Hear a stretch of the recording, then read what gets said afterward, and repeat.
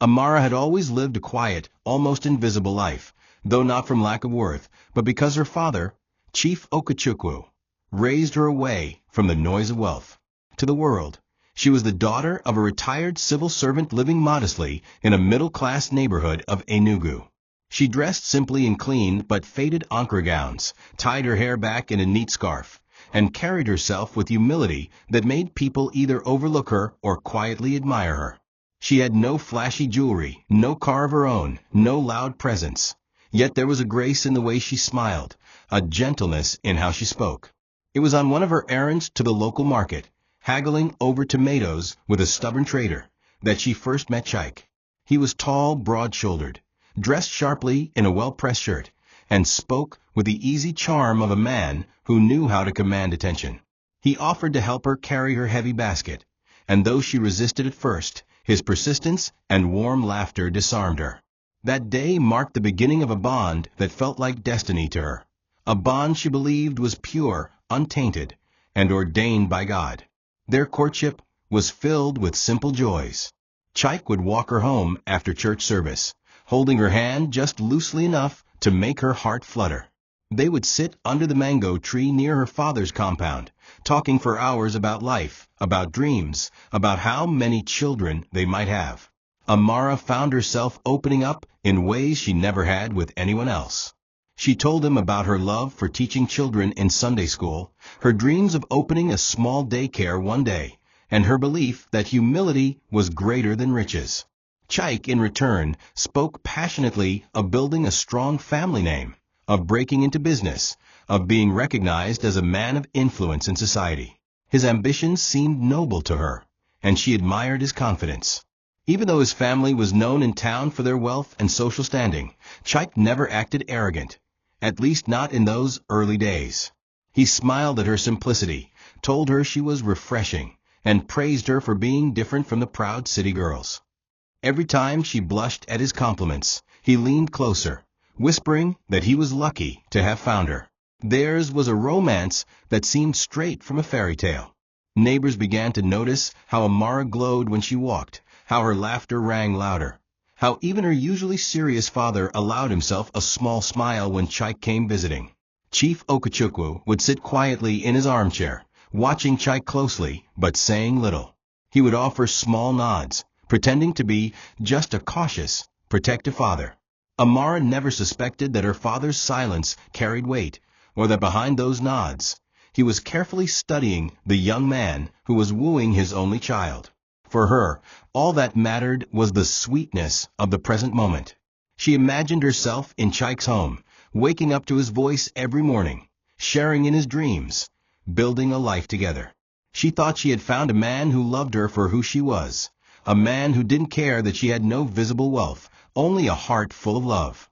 Little did she know that the same love story she cherished would one day become her deepest sorrow.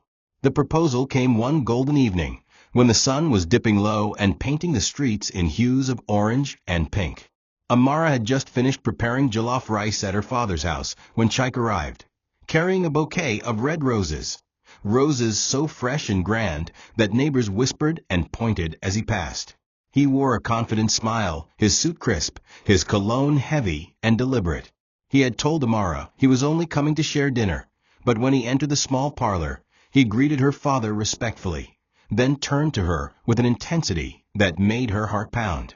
Dropping to one knee before the astonished girl, Chike pulled out a velvet box, its lid snapping open to reveal a sparkling diamond ring that caught the last light of the evening. Gasps filled the room. Her aunt, who had been visiting, squealed with excitement, while neighbors peeked through the open window to catch a glimpse. "Amara, my sunshine," Chike said, his voice smooth and rehearsed. "You are the reason I breathe, the blessing I didn't deserve, but God gave me anyway. Will you marry me and make me the happiest man alive?" Tears welled up in Amara's eyes as her knees buckled slightly. She covered her mouth with both hands, overwhelmed by emotion. For a moment, she could barely speak. All she saw was the sincerity in his eyes, the beauty of the ring, the approving smiles of her father and aunt.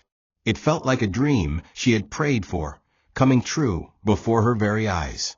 With a trembling voice she whispered, "Yes, Chike, yes." Applause filled the room as Chaik slid the ring onto her finger and pulled her into a warm embrace. Neighbors shouted blessings from outside. Her aunt was already clapping her hands in song, rejoicing that her niece was finally blessed. Even Chief Okechukwu, who usually kept his emotions guarded, stood up and shook Chaik's hand firmly. Yet in that handshake, Chaik felt a firmness that unsettled him, a silent reminder that the old man was watching. From that night forward, preparations for the wedding began in earnest. Chaik's family seemed delighted, and his mother, Madame Nena, made her first official visit to Amara's home. She hugged Amara warmly in front of everyone, calling her my daughter, my jewel. But her eyes told a different story. They scanned Amara from head to toe with quiet disdain, taking in the plain gown, the modest scarf, the lack of makeup or jewelry. Madame Nena's smile never faltered, but the stiffness in her embrace told Amara she would have to work hard to please this woman. Amara, too in love to notice, only saw the good. She believed she had found acceptance, that she would be welcomed into their home with love. In her innocence, she never imagined that behind the soft voices and gentle hugs, her future mother-in-law was already plotting her place in the hierarchy of the family, below them, beneath their feet. As wedding plans accelerated, Chaik presented Amara with what he called a minor formality. They were sitting together in his car one afternoon, parked just outside a notary office, when he pulled out a cream-colored envelope and placed it gently on her lap. "My love," he began, his voice calm and persuasive, "this is just a small legal document. My family's lawyer insists on it. You know how people can be, greedy relatives, opportunists. We just need to protect ourselves." Amara looked confused, fiddling with the envelope. "But why do we need it? Don't we trust each other?" she asked softly. Chaik smiled, cupping her chin in his palm, his eyes locking hers with calculated intensity. "Of course, we trust each other. That's why this is easy. It's just a prenup. Nothing serious, nothing that changes us. It just says that if anything ever happens, nobody will claim what's not theirs. It's for outsiders, not you. Don't overthink it." His voice was coated with charm, his smile disarming, and Amara, already deeply in love, nodded slowly. Her hands trembled as she opened the document, but before she could read more than a few lines, Chaik gently pushed it back toward her. "Babe, don't stress. It's all legal language, boring and unnecessary for you. Trust me, this is just a signature, nothing more. You trust me, don't you?" he asked, his voice dipping into the sweet, almost pleading tone he knew she could never resist. Amara swallowed hard, feeling both uncertain and guilty for even hesitating. "Of course I trust you," she whispered. Taking the pen he handed her, she signed at the bottom without reading. Chaik leaned back in his seat, a sly smile flickering briefly before he masked it with a kiss on her forehead. "That's my wife," he murmured. "You just made me the happiest man alive." Amara smiled faintly, relieved that she had pleased him, unaware that she had just signed away her rights, binding herself into a cage she could not yet see. When she later told her father about the document in passing, Chief Okechukwu said nothing. He only looked at her for a long moment, his eyes clouded with thought, then nodded slowly. Amara assumed his silence meant approval, never guessing that he knew exactly what she had signed, and that he was quietly making notes in his heart. Meanwhile, Chaik's family rejoiced privately. Madame Nena whispered to her son that night, "Smart boy. Now she is yours, and she cannot rise against you." They laughed, believing they had secured their control over a poor village girl who brought no inheritance, no wealth, and no power to the table. Amara slept peacefully in her small bed that night, her engagement ring shining on her finger, dreaming of love and a beautiful future, while her husband-to-be and his family dreamed of power and ownership. The morning of the wedding dawned bright and glorious, the air heavy with the scent of blooming hibiscus and the sweet hum of distant drums. Amara woke before sunrise, her heart fluttering like a trapped bird in her chest. Her friends and cousins bustled about, teasing her with laughter, adjusting her veil, and whispering blessings in her ear. When she caught her reflection in the cracked mirror propped against her father's wall, she gasped. For the first time, she saw herself not as the simple village girl she had always been, but as a bride, radiant, glowing, transformed. Her gown was simple compared to the flamboyant lace dresses worn by some brides, yet it hugged her slim frame with elegance, the beadwork catching the morning light. Chief Okechukwu sat quietly in his chair, his eyes soft as he watched his daughter prepare. He smiled faintly but said nothing, only nodding when she knelt for his blessing. In his heart he prayed silently, "May this man be what my daughter believes him to be, even if I see shadows in his eyes." The church was filled to the brim by mid-morning. Guests streamed in, dressed in colorful ankara and shiny shoes, their laughter echoing against the tall walls. Chaik stood at the altar, tall and confident in his crisp white suit, his smile dazzling as he shook hands with pastors and ushers. His family sat in the front pews, Madame Nena resplendent in gold lace, her geli towering like a crown. She wore a smile that melted hearts, her hands clasped piously, as if she were the very definition of a godly mother. Yet her eyes flicked over the congregation, ensuring everyone noticed her elegance, her family's prominence, their standing in society.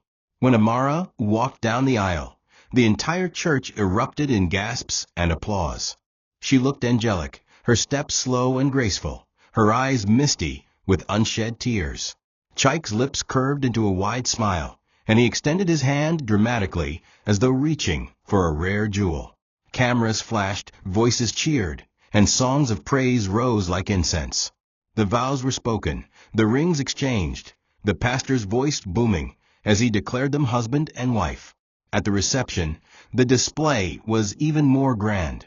Chaik's family spared no expense, ensuring that everyone saw them as generous hosts.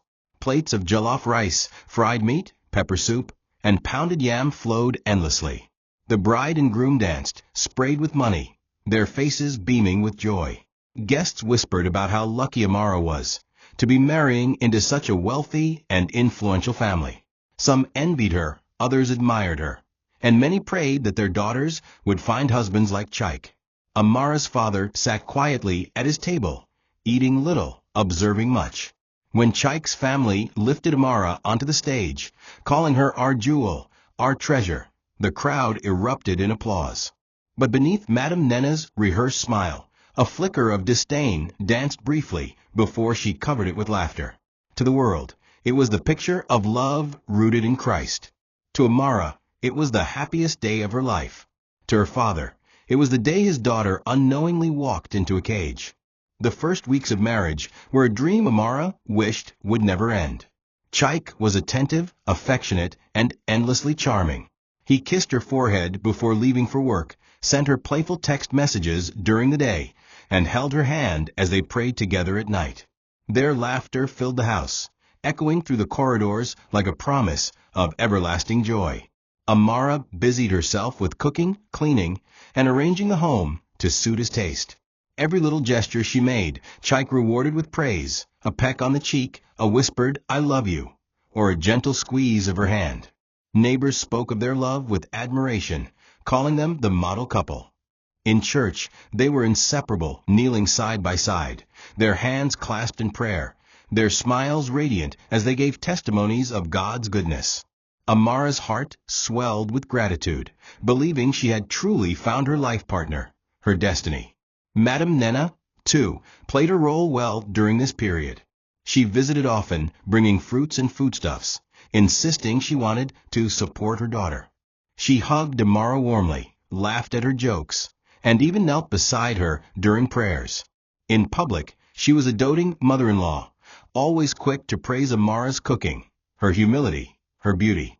Amara, in her innocence, believed the love was genuine. She called her friends excitedly, boasting about how blessed she was to have not only a loving husband, but also a caring mother-in-law. She ignored the slight stiffness in Madame Nena's hugs, the quick glances of disapproval when no one was watching, the occasional sharp tone when she thought others couldn't hear. To Amara, those were minor misunderstandings, the kind every family endured. She chose to focus on the overwhelming joy she felt. But beneath the surface, cracks were beginning to form. Chaik's sweetness sometimes felt rehearsed, as though he was performing for an unseen audience. His late nights at work became more frequent, though he always explained them away with convincing words. Amara noticed, too, that whenever she mentioned starting her daycare idea, his smile would stiffen, and he would change the subject. Yet she brushed these things aside, convincing herself it was only the adjustment of married life. She told herself she had no reason to worry, that their love was strong enough to withstand anything. And so she continued to pour her heart into the marriage, unaware that the mask of perfection was slowly slipping, that the paradise she cherished was nothing more than a carefully constructed stage, designed to blind her to the wickedness brewing beneath.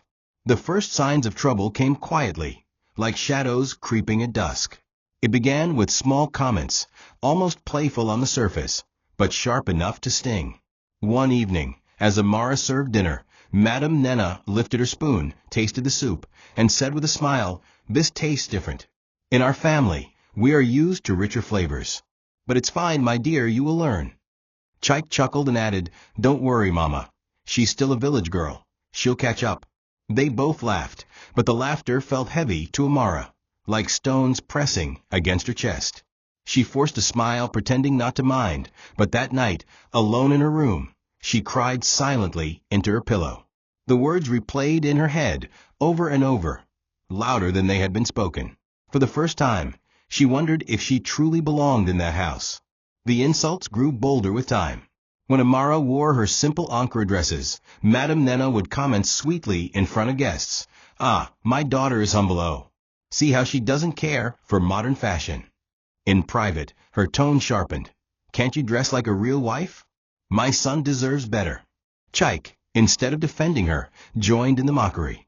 He teased her clothes, her cooking, even the way she spoke. At first, Amara tried to laugh along, telling herself it was only playful banter. But the sting of humiliation lingered long after the laughter faded. In church, they were different people entirely. Chike held her hand, Madame Nena sang her praises, and the congregation admired them as a godly, united family. Amara's heart ached with the hypocrisy of it, but she said nothing. To speak would be to risk being called ungrateful, or worse, disobedient. Amara's father noticed the shift during his visits. He saw the way his daughter's smile faltered when Chike teased her, the way she avoided his eyes when Madame Nena's words cut too deep. Yet, as always, Chief Okechukwu remained silent. He would sit in the parlor, listening, watching, storing away every detail. When he returned home, he prayed longer, his sighs heavier. He wanted to protect his daughter, but he knew she needed to see the truth herself, to understand the cage she had walked into with her own hand. For Amara, however, denial became her shield. She told herself the insults were nothing, that every family had their flaws. But deep down, the first seeds of sorrow had been planted, and though she fought to ignore them, they had already begun to take root. Amara quickly realized that family gatherings were more battlefield than celebration. On Sundays after church, Chike's family often hosted relatives, friends, and neighbors in their expansive compound. Tables overflowed with steaming plates of egusi soup, fried rice, and goat meat, while laughter and loud conversations filled the air. Outwardly, everything looked harmonious, but underneath the surface, Amara bore the brunt of subtle mockery that cut deeper than any blade. Madame Nena was the ringleader. She would stand proudly and announce to the crowd, "Ah, our son married a humble girl. She doesn't even care for makeup or flashy clothes like these city women. See how she ties her wrapper, simple and plain. That's how she came from her father's house." Everyone laughed politely, some clapped, others murmured, "God bless her humility." Amara would bow her head, cheeks burning, pretending to take the words as praise. But when she went into the kitchen to serve drinks, she heard the whispers. "Chike could have done better. She looks like a maid in their house. Lucky girl, to marry into money." Those words haunted her, ringing in her ears long after the guests had left. Chike, instead of standing by her, fueled the ridicule. Whenever someone teased her background, he chuckled and said, "Don't mind her. She's still learning our ways. She's not used to the city lifestyle, but with time, she'll adjust." His words sounded harmless to outsiders, but to Amara they were daggers. He reduced her to a project, an outsider who needed fixing, someone less than his family. When she tried to express her pain later that night, Chike dismissed her with a wave of his hand. "Babe, you worry too much. My family loves you." That's how we joke, don't take it seriously. But Amara couldn't ignore the hollow echo in her chest, the gnawing truth that what she endured was not love, but humiliation wrapped in laughter. In private, her tears flowed freely, though she always wiped them away before anyone could see. She told herself it was her cross to bear, her sacrifice for love. She prayed harder, fasting in secret, asking God to soften the hearts of her in-laws, to open her husband's eyes. Yet, as days turned into weeks, the mockery only deepened. Even the younger cousins, emboldened by the elders, started laughing at the way she spoke or carried herself. "Village wife," they called her, giggling as she passed. Amara would smile faintly, pretending not to hear, but her heart bled with every step. Her father, Chief Okechukwu, noticed the change when she visited him, the dimness in her eyes, the forced smile. But when he asked gently, "Nwam, are you happy?" she only nodded quickly and said, "Yes, Papa, very happy." She was determined to shield him from the truth, not knowing that he already suspected more than she revealed. If the mockery at home stung, the hypocrisy in church tore Amara's spirit apart. In public, Chike's family played the perfect Christians, generous in offerings, loud in testimonies, active in every department. They held Amara's hand tightly, presented her as a beloved wife, and showered her with praises before the congregation. Madam Nena often stood to testify, "Brethren, we thank God for blessing us with Amara, our jewel. She has brought peace into our family. Truly, God is faithful." The church clapped, people nodded in admiration, and some even whispered prayers that their daughters would marry into such a godly household. To outsiders, Amara's life seemed enviable. She was the wife everyone admired, the example of how love and faith could build a strong family. But Amara knew the truth. She knew that the same hands that patted her back in church pointed accusingly at her in private. The same voices that prayed with her on Sundays cursed her in whispers at home. The cruelest moments came during midweek fellowships hosted in their home. While guests were present, Chike and his family made a show of treating her like royalty. They handed her the microphone to lead prayers, praised her cooking, and thanked her for her humility and service. But the moment the last guest left, the atmosphere changed like night and day. Madam Nena would drop the fake smile and snap, "Next time, don't embarrass us with that weak prayer. You sounded like a child." Chike would join in, laughing mockingly, "You should learn from my mother. She prays with fire. You sounded timid." The very church that should have been Amara's refuge became another stage for her humiliation. She began to dread Sundays, not because she had lost faith in God, but because the hypocrisy suffocated her. Her spirit longed for truth, but everywhere she turned, lies wrapped themselves in holy garments. Amara's suffering deepened because no one believed her when she tried to speak. Once, in quiet desperation, she confided in one of the church's elder women, hoping for comfort. But the woman shook her head and said, "My daughter, count yourself blessed. Your husband loves you. His family praises you. Many women would kill to be in your shoes. Stop being ungrateful." Those words crushed Amara more than the insults ever did. She realized then that she had no ally in the outside world. To everyone else, her life was perfect. Only she and God knew the truth.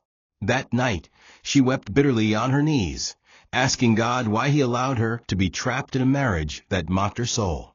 She prayed for strength, for patience, for a reason to hold on. But deep inside, a silent fear began to grow, that this suffering was only the beginning, and worse storms were yet to come.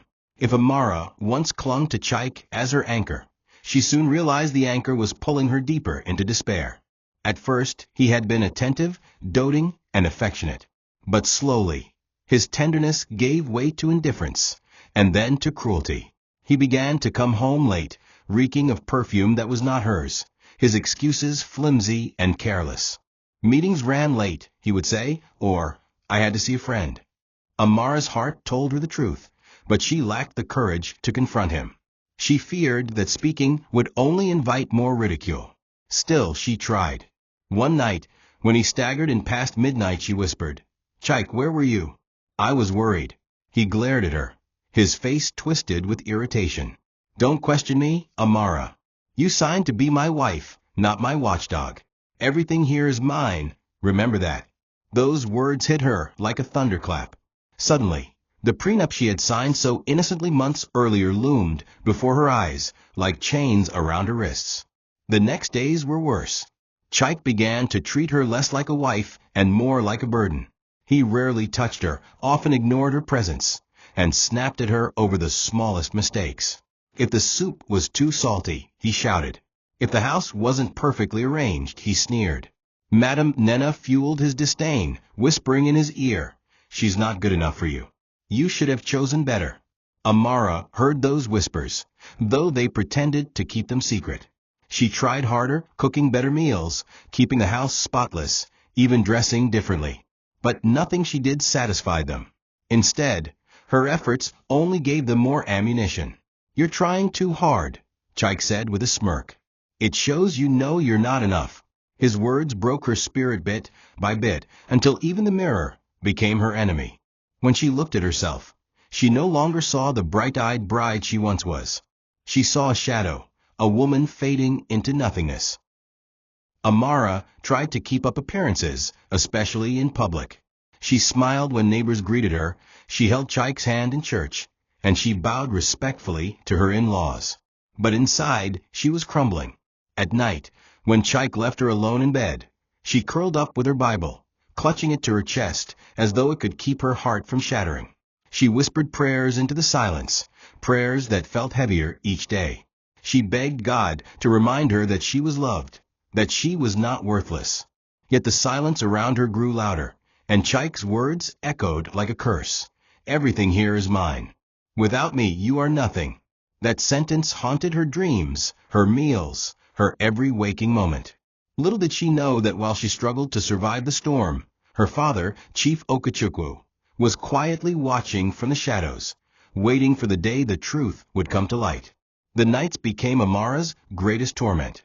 Long after the lights went out and silence blanketed the house, her mind raced endlessly, replaying every cruel word, every mocking laugh, every hollow smile she had endured in the daylight.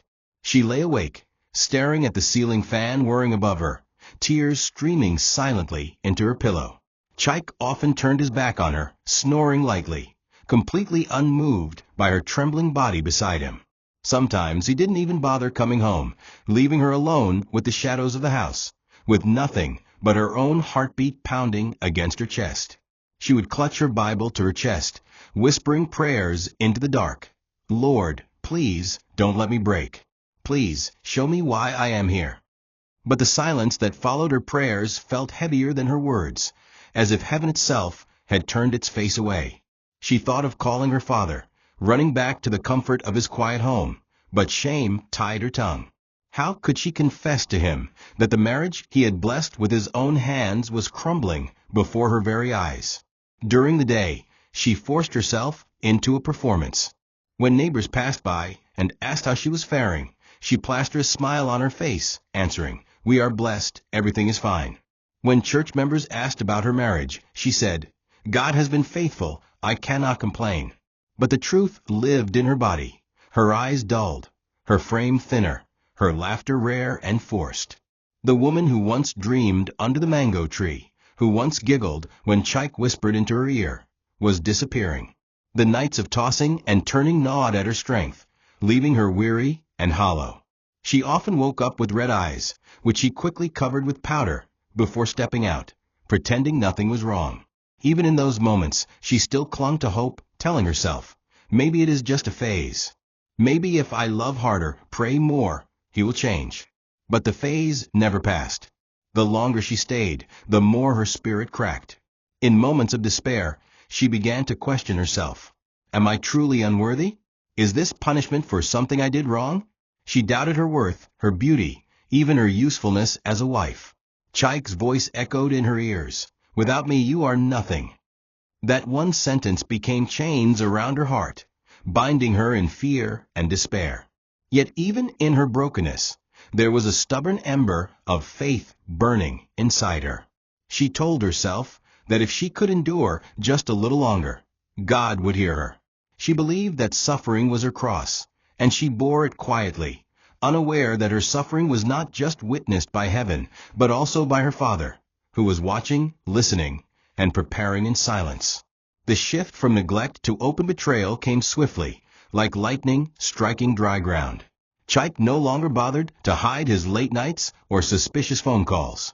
Amara began to notice perfume scents that were not hers clinging to his shirts, lipstick stains faintly smudged on his collars, and text messages he hurriedly deleted when she entered the room. The first time she asked, he smirked and said, "Don't be childish, Amara. You think too much." The second time she asked, he laughed coldly, "Don't forget your place. You signed it yourself. Everything here is mine, and that includes my freedom." His words left her stunned, her throat dry, her chest aching as if her heart had cracked open. In that moment, she realized that Chaik no longer saw her as a wife, but as a possession he could use or discard at will. She felt trapped in a marriage that had been built on deceit, and the walls of her cage were closing in. The rumors began soon after. Friends and neighbors whispered about seeing Chaik with other women, at restaurants, in hotel lobbies, at late-night parties. But in church, the performance continued flawlessly. Chaik would hold Amara's hand tightly, planting a kiss on her forehead as though sealing a covenant of love. He called her my angel during testimonies, praising her as the source of his blessings. The congregation admired them, clapping and murmuring about what a godly marriage they had. For Amara, every kiss, every compliment in church was a dagger. She smiled and nodded when the crowd praised them, but inside she screamed in silence. It was as though her husband was mocking her publicly, parading their lies as truth before God and man. Each Sunday, she left the church feeling smaller, weaker, her faith shaking under the weight of the deception. At home, the cruelty deepened. Sometimes, Chaik would stay out all night and return the next morning without a shred of guilt. When Amara dared to ask, his eyes turned icy. "Don't provoke me, Amara. You know your place." If she wept, he mocked her tears, calling them manipulative. Even when she tried to dress nicely, hoping to remind him of the woman he once pursued, he scoffed. "Who are you trying to impress? No matter what you wear, you'll always look ordinary." Those words pierced her deeply, but she still held onto hope, convincing herself that if she prayed harder, God would change him.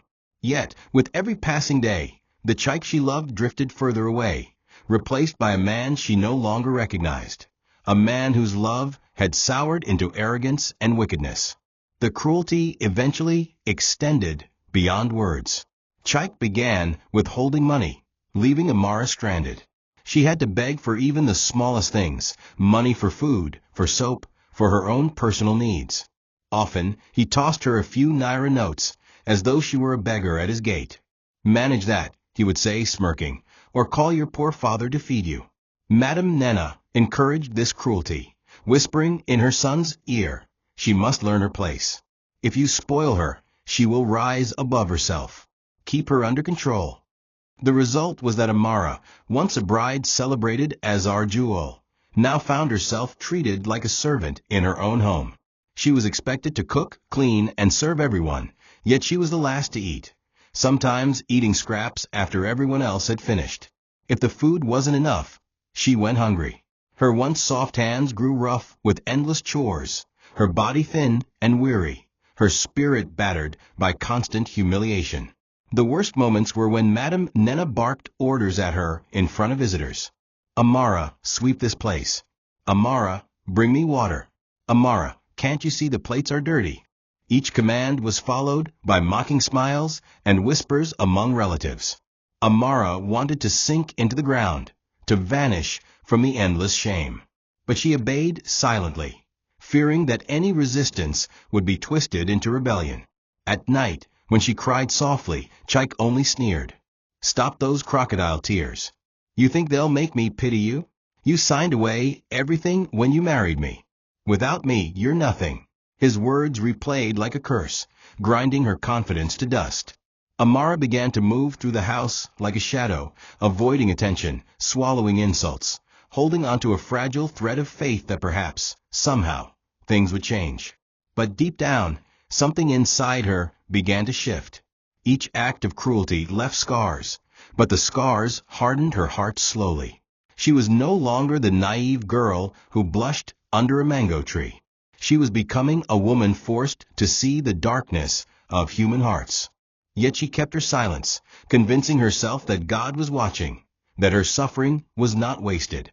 She had no idea that her father, Chief Okachukwu, had already seen enough.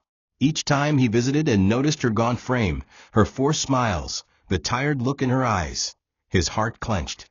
He knew his daughter was walking through fire, but he also knew that timing was everything. For now, he let the charade continue, allowing Chaik and his family to believe they had full control, not knowing that the day of reckoning was drawing closer, step by step. Their second wedding anniversary fell on a bright Sunday morning. Amara had spent the night before cooking rice and stew, baking a small cake with her own hands, and carefully pressing the simple dress she would wear. She hoped, against all odds, that Chaik would look at her differently that day, that he would remember the woman he once claimed to love. When they arrived at church, she was nervous, yet determined to hold her head high. To her shock, Chaik walked up to the altar after testimonies and called her name. "My angel, my blessing from God, please join me here," he said, his voice rich with emotion that sounded real enough to move the congregation to tears. Amara, stunned, walked to him slowly. He pulled out a bouquet of roses, then knelt before her with exaggerated theatrics. "Happy anniversary, my love. You are the best gift God has given me." The church erupted in applause. Women ululated, and men clapped loudly. Amara's eyes filled with tears as she hugged him, the congregation singing choruses of hallelujah at the display of godly love. For a brief moment, her heart swelled with hope. But when they returned home, the sweetness evaporated like mist in the sun. As soon as the gate closed behind them, Chaik's face hardened. He tossed the roses carelessly on the floor and laughed coldly. "Did you see their faces? They all believe I'm the perfect husband. That's how you control people, appearances. You should thank me for making you look important for once." Amara stood frozen, clutching the cake box she had carried back from church, her tears now bitter instead of sweet. When she whispered, "But I thought you meant it," Chaik snatched the anniversary card she had written him and tore it into pieces before her eyes. "Your silly words mean nothing," he sneered. "You're lucky I even acknowledge you in front of people." His cruelty stung worse than a slap. The same man who kissed her forehead in front of hundreds now mocked her in the privacy of their home, and she realized with horror that he delighted in humiliating her behind closed doors. That night, Amara sat alone in the kitchen long after everyone else had gone to bed. She stared at the shredded remains of the card, the roses wilting in the corner, the untouched cake. Her chest ached with a pain words could not describe. She replayed the applause, the smiling faces in church, the whispers of women who told her she was so blessed to have a husband like Chaik. If only they knew the truth. If only they could see the cracks in her soul, the bruises on her spirit. But no one believed her suffering, because the mask Chaik wore in public was flawless. And so she swallowed her tears, convincing herself to endure a little longer. But deep inside, something had shifted. The hope she once clung to was slipping away, replaced by a slow, simmering despair. It was a rainy afternoon when Amara discovered the full terms of the prenup she had signed so innocently months before. Chaik had left some documents scattered on the dining table, and while gathering them, her eyes caught the familiar cream-colored envelope. She hesitated, her heart racing, before curiosity pushed her to unfold the papers. Line after line, her breath caught in her throat. The document stated in cold legal language that she had no rights to their home, no claim to any of Chaik's wealth, and no entitlement even in the event of divorce. Every asset, every property, every account was declared solely his. Her signature, bold and unassuming at the bottom of the page, sealed her fate. Amara's knees buckled as she sank into the chair, clutching the paper with trembling hands. Her stomach churned with nausea. Her head pounded with disbelief. "How could I have been so blind?" she whispered to herself, tears streaming uncontrollably. The love she thought was pure had been poisoned from the beginning, and the man she trusted had ensnared her in chains she had willingly clasped. When Chaik returned that evening, she confronted him, her voice quivering but firm. "Chaik, this document, you tricked me. You said it was just a formality." He glanced at the paper, then burst into mocking laughter. "Formality? That's exactly what it was. A formality to remind you of your place. Did you think you were coming here to share in my wealth? Look around you, Amara. Nothing here belongs to you. This house, the cars, the accounts, all mine. You are just a guest. And when I'm tired of you, you will leave with nothing." His words sliced through her like a knife. She felt as though the ground beneath her had collapsed. She begged, "But I am your wife, Chaik. I gave you my heart, my life." His eyes hardened, his lips curling into a cruel smile. "And I gave you my name. That is more than enough." That night, Amara did not sleep. She sat in the parlor with the document spread before her, staring at her signature as though it were a wound carved into her skin. Every memory of Chaik's sweet words, every kiss, every promise replayed in her mind, each one now a cruel deception. She thought of church, of the way people praised their love, of the way even her friends envied her. None of them knew the truth, that her marriage was built on lies, her dignity traded for appearances, her future stolen by ink on paper. For the first time, she felt utterly hopeless. She realized she was not just trapped in a bad marriage. She was a prisoner with no escape. Yet even as despair consumed her, somewhere deep inside, a quiet voice whispered that the story was not yet finished. But for now, all Amara could do was weep until her eyes were dry and her soul numb. Unbeknownst to Chaik and his family, Amara's father had been watching closely all along. Chief Okechukwu, though quiet and reserved, was no ordinary man. To the world, he appeared to be a modest retiree, living simply and keeping to himself. But behind that facade lay the mind of a billionaire CEO, a man who had built empires from nothing and wielded power silently. He had deliberately hidden his wealth, wanting to test the character of those who would come into his daughter's life. And now, watching from the shadows, he saw the cruel reality his beloved child endured. Each time Amara visited him, he studied her closely. He saw the hollowness in her eyes, the forced smile, the subtle tremble in her hands. He asked gently, "Nwam, are you happy?" And though she always answered yes, his heart told him the truth. He said little, but his silence was not ignorance, it was calculation. One evening, after Amara had left his house, he sat alone in his study, staring at an old photograph of her as a child. She had been bright, fearless, full of laughter. Now she was fading under the weight of betrayal. His fists clenched on the table as he whispered to himself, "My daughter is suffering, but they believe she is weak. They do not know whose blood runs in her veins." He picked up his phone, dialed a number, and spoke in low tones to one of his trusted aides. "Begin gathering everything you can about Chaik and his family. I want every detail, every debt, every secret. Do it quietly. They must not know yet." His voice carried the calm authority of a man accustomed to power, but his eyes burned with fury. From that moment, the quiet father began his silent preparation. While Chaik's family mocked Amara, while they paraded their false piety in church, Chief Okechukwu began building a case brick by brick, unseen and unheard. He attended church services with a calm smile, nodding politely when Madam Nena called his daughter our jewel. He said nothing when Chaik gave false testimonies about their blessed marriage. But inside, he burned with righteous anger. He knew the day of reckoning was approaching. He would not strike too soon. No, he would wait until their wickedness was complete, until they believed they had utterly destroyed Amara. Only then would he reveal the truth of who he was. And when he did, their fall would be as spectacular as their hypocrisy. For now, he remained silent, the watchful lion in the shadows, waiting for the perfect moment to roar. The whispers of conspiracy began in the living room of Chaik's family house, long after Amara had gone to bed. Madam Nena sat perched on the edge of her chair, her voice low but sharp like a knife. "It is time to end this charade," she declared. "That girl has served her purpose. She is not one of us. She has no wealth, no power, no influence. We must cut her off before she begins to think she belongs here. Chike lounged lazily in his seat, sipping brandy, a smug smile playing on his lips. "And how do we do that, Mama?" he asked, though he already knew the answer.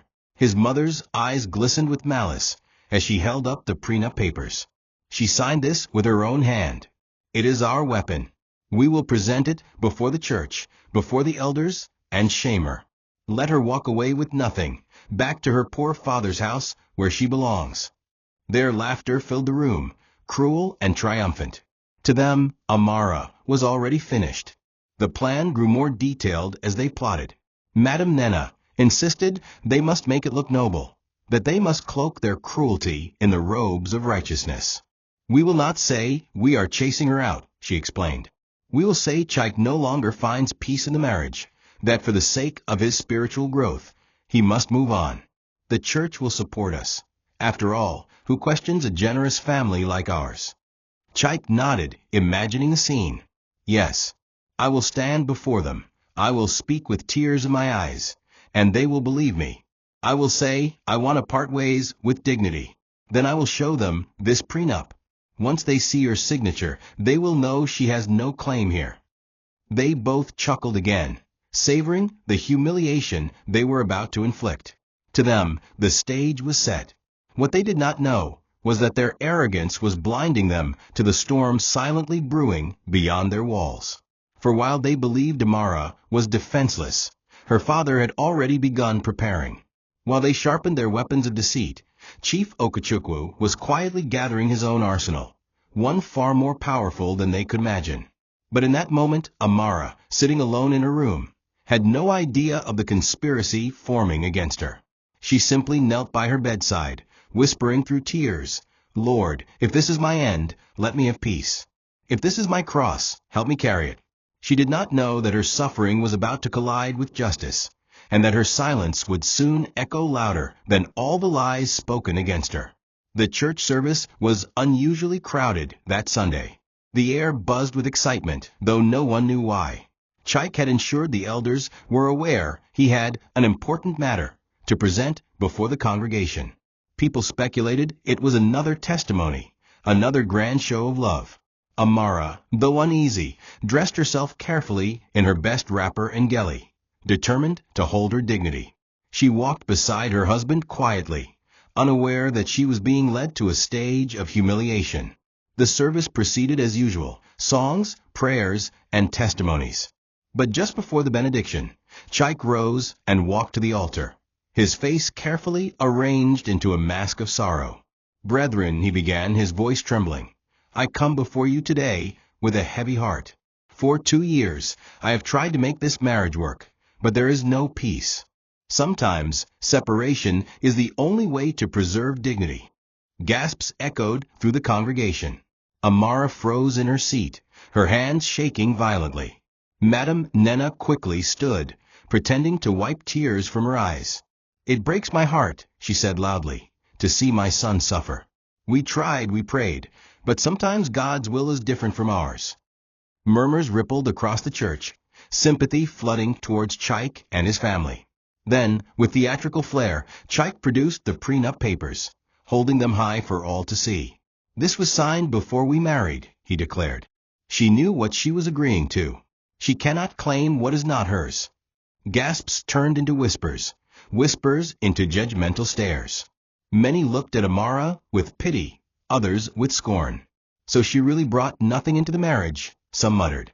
"She has no rights," then others agreed. Amara sat rooted to her chair, her face pale, her heart shattering. The man who once called her his angel was now stripping her of dignity before God and man. Tears streamed silently down her cheeks as she stood, trembling, to defend herself. But before she could speak, one of the elders raised a hand. "Sister Amara, the document is clear. We cannot argue against it. We only pray God gives you strength to accept His will." The congregation nodded, some clapping softly in false sympathy. Amara's knees wobbled, her vision blurred. She wanted to scream, to tell them of the cruelty she had endured, the lies, the hypocrisy. But her voice choked in her throat. All she could do was stand in silence, tears rolling down her face, as the man she once loved painted her as disposable. It was the darkest moment of her life, to be shamed in the very place she had sought refuge, betrayed not only by her husband, but also by the church that should have protected her. Yet in that very darkness, a light was about to pierce through, one that would change everything forever. Just as the murmurs of the congregation reached a fever pitch, the back doors of the church swung open. A hush fell over the hall as a tall, dignified man walked in, his steps slow but commanding. Chief Okechukwu had arrived. For years he had appeared to everyone as nothing more than a quiet, modest old man, dressed in plain clothes, sitting silently at the back of services. But today his aura was different. He was dressed in a finely tailored suit, his presence radiating authority. Heads turned, whispers spread like wildfire. Who is he? Is that not Amara's father? He looks different. He walked straight to the altar, his eyes fixed on Chike, his face unreadable. The congregation watched in stunned silence as he climbed the steps and took the microphone from the stunned pastor. His voice, deep and steady, filled the hall. Enough, he said simply. This mockery ends today. Chike blinked in confusion, caught off guard. Papa, what are you doing? He stammered. Chief Okechukwu's gaze hardened. I have watched in silence as you and your family tormented my daughter. I have seen your cruelty disguised as love, your hypocrisy clothed in piety. You think because she appeared simple, she was worthless. You thought because she lived humbly, she had nothing. But today, you will learn the truth. Gasps echoed as he turned to the congregation. I am Chief Okechukwu, founder and CEO of Okechukwu Holdings, a company whose name many of you know, though you never knew its owner. The woman you have mocked, the one you deemed poor and helpless, is my only daughter. And everything I own, everything I have built, belongs to her. The hall erupted in chaos, gasps, cries, shouts of disbelief.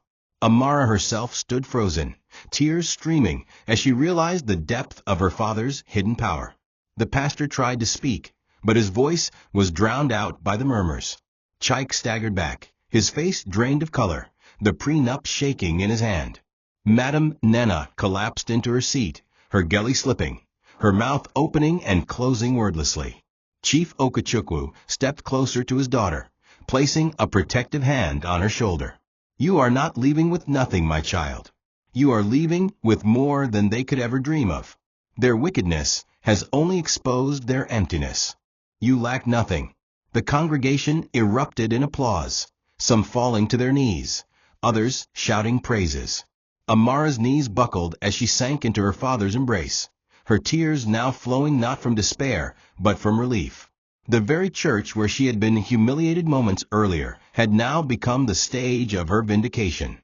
And as Chike stood trembling, realizing his downfall, the world saw for the first time the true strength of the woman he had mocked, a strength born not of wealth, but of dignity, love, and a father's silent watch. The church was still buzzing with murmurs when Chief Okechukwu adjusted the microphone and turned back to Chike.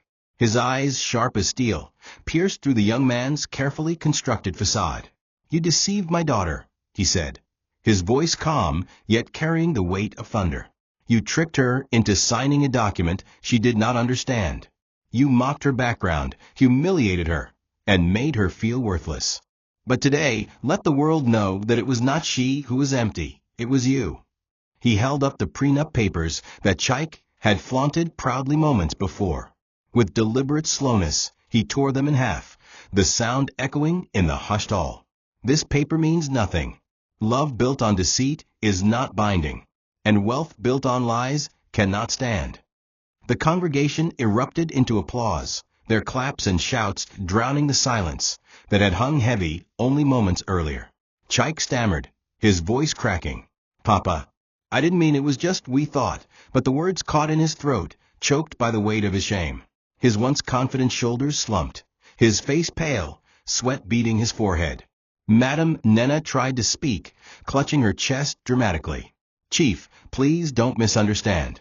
We love Amara like our own, but Chief Okechukwu silenced her with a single glare. Love, he thundered.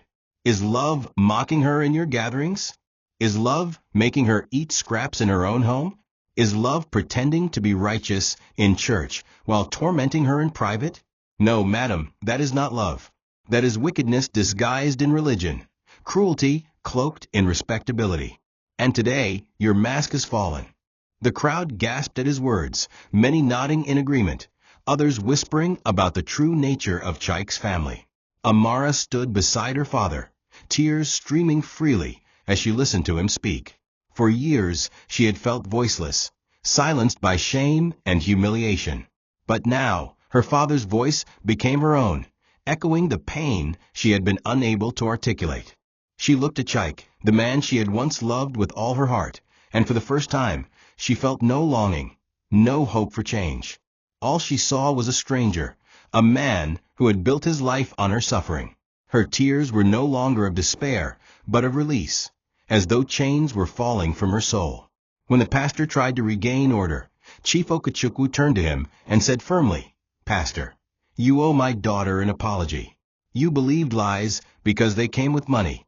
You turned your eyes away from her pain because you feared losing their donations. This church must repent." The pastor bowed his head in shame, unable to meet Amara's eyes. The truth had been laid bare, and for once, no one could deny it. The aftermath was chaos. Chaik sank to his knees before Chief Okachukwu, his voice shaking. "Please forgive me. I was foolish. I didn't know who she truly was.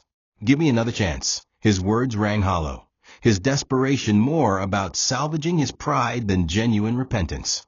Madame Nena knelt beside him, her elaborate geli now lopsided, tears smudging her makeup. "Chief, please. We beg you, don't disgrace us. Forgive our mistakes. We are only human." Their pleas filled the hall, but the congregation, who had once envied and admired them, now looked on with contempt. Whispers rippled through the crowd. "So this is who they really are? And we thought they were holy people. See how the mighty have fallen."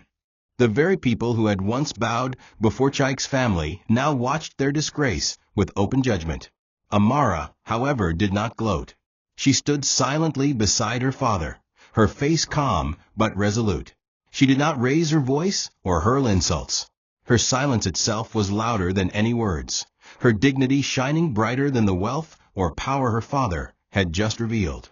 When Chaik crawled toward her, reaching for her hands, she stepped back, her eyes steady. "You told me I was nothing without you," she whispered, her voice trembling yet strong enough to carry across the room. "But today I see clearly. It was you who was nothing without me. You needed my silence to cover your wickedness, my humility to hide your pride. But no more. I will not be your prisoner again." Her words struck him like blows, his hands dropping helplessly to his sides. The congregation erupted in applause, women ululating, men nodding in approval. For the first time, Amara felt truly seen, truly free. Chief Okachukwu guided his daughter gently toward the exit, his arm firm around her shoulders. The crowd parted as they walked, some bowing respectfully, others clapping as if escorting royalty. Behind them, Chaik and his family remained on their knees, their wails echoing in the church that had once been their stage for hypocrisy. The pastor attempted to pray over the moment, but his words were drowned out by the murmurs of the people praising Amara's strength and her father's revelation. As the church doors swung open, the sunlight bathed Amara's face, illuminating her tears with a golden glow. She walked out not as the broken, humiliated wife they had tried to destroy, but as a woman reborn, vindicated, dignified, and untouchable. Her silence was her victory, her resilience her crown. And as she stepped into her father's car, leaving Chaik and his family in ruins, the lesson was sealed forever. Those who build their lives on lies will one day choke on their own deceit, while truth, though silent for a season, will always triumph in the end. Thank you for watching this video. What did you learn from this story? Drop it in the comments. Please make sure you like, comment, and subscribe to my YouTube channel TOCHI Stories for more.